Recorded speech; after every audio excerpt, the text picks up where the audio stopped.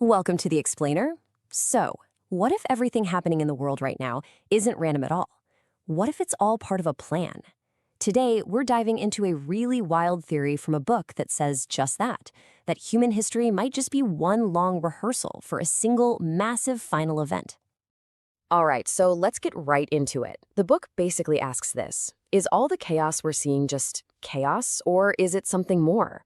Could it be following some kind of ancient, pre-designed roadmap? The core idea here is that the stuff you see in the news every day is lining up with old prophecies in a way that's, well, pretty spooky and has never really happened before. So how on earth do you even begin to make a case like that? Well, the whole argument is built on three main pillars. First, you've got ancient prophecies and narratives. Then you have modern-day geopolitical analysis, the stuff experts talk about in the news. And finally, and this is where it gets interesting, it throws astrological cycles into the mix.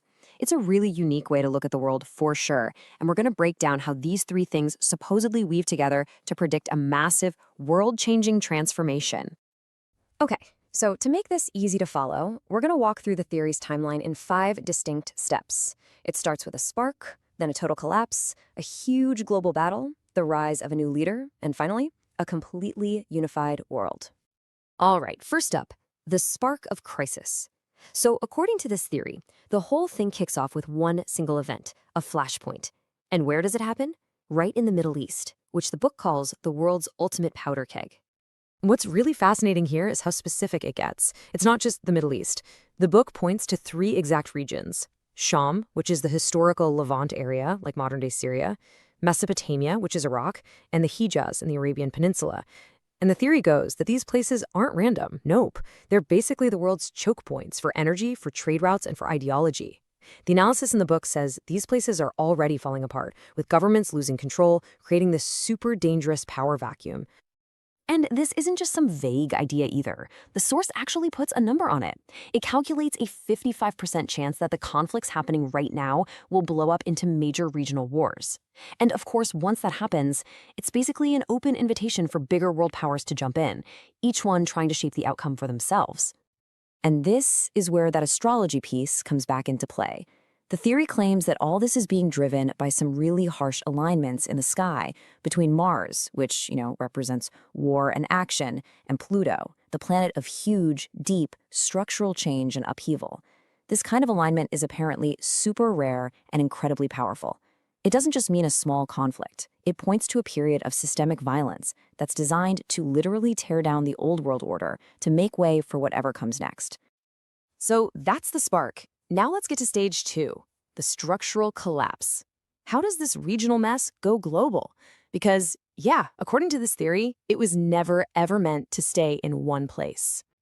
The very first domino to fall, the global economy. The book makes the case that the cracks and weaknesses we already see in our financial systems line up perfectly with these ancient prophecies about the end of the old order. The suggestion is this isn't some random accident.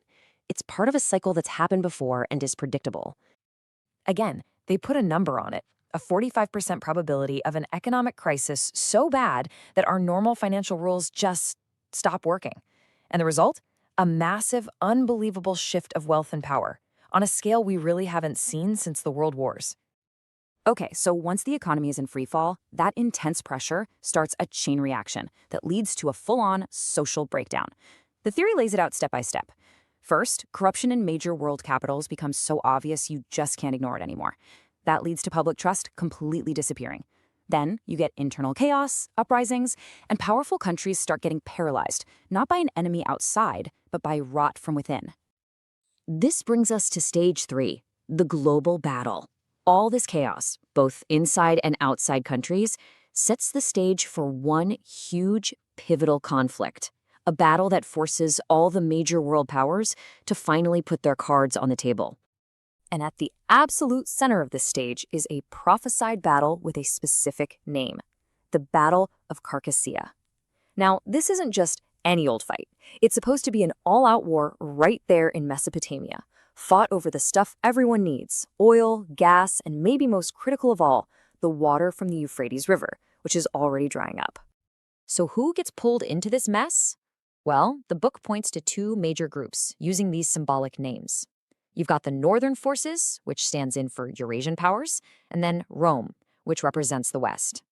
And at the end of the day, they're both supposedly after the exact same thing: total control over the region's unbelievable wealth and its strategic position. And the way the prophetic texts describe this battle, wow, it's incredibly bleak. That quote, "a feast for birds and beasts of prey," it's not just poetry. It's painting a picture of unimaginable brutality. We're talking armies with millions of soldiers, advanced weapons, and so many casualties that the battlefield basically becomes a wasteland. But here's the absolute kicker, the most crucial part of this theory. This war isn't meant to have a winner, not in the conventional sense. Instead, its whole purpose is to act as a great filter. Think of it like a giant meat grinder that just drains all the money, the military power, and the people from all the old world powers. It weakens everybody, setting the stage perfectly for a brand new force to rise up from the ashes. So, as the old world is bleeding itself dry in this massive conflict, you get this huge power vacuum. And this leads us right into stage 4, the rise of a new leader. According to the prophecy, this empty space gets filled, and fast, by a new, unifying figure. So how exactly does this happen? The book lays out a super specific sequence of events. It starts with the death of a key ruler in the Hijaz, which sparks total chaos.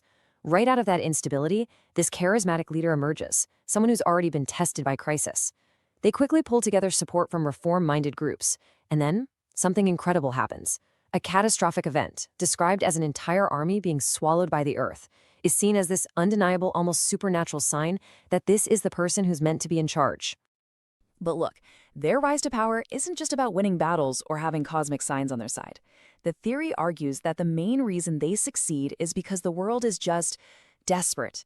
Think about it. After years of collapse and constant war, people are psychologically ready to accept any solution from anyone that promises to bring back some stability and just makes the fighting stop. And this leads us perfectly into the final stage, number 5, the integrated world. This is the end game of the prophecy, the creation of a totally new global system, one that's literally built from the ashes of the old one. So after taking care of what's left of the old powers, this new leader kicks off a truly radical transformation. The goal isn't just to have peace, it's to get rid of the things that cause war in the first place. And what does the theory say those are? National borders and fighting over resources. So the whole idea of separate countries, it gets taken apart. And to make it crystal clear that this is a massive shift, the center of global power literally moves. A new headquarters for world management is set up in Mesopotamia, the exact same place where that giant, world-changing battle took place. This is a huge symbolic act, meant to show that the old, Western-focused world order is over. For good. Now, the book is really clear on this point. This isn't supposed to be some oppressive one-world government. Not at all. It's described as the beginning of a golden age. You get rid of national armies, right? So all that money and all those resources that used to go into weapons and war, they get redirected into science, into people's well-being, into getting rid of poverty. Humanity can finally stop fighting itself and start working together as one planetary civilization. So at the end of the day, this whole theory leaves us with a pretty provocative question to chew on. Is everything we're seeing just a random, chaotic mess of escalating crises? Or could it be something else? Could it be the painful but totally structured birth of a new, unified world? All of it following a script that was written a long, long time ago. That's the question this whole idea really forces you to ask yourself.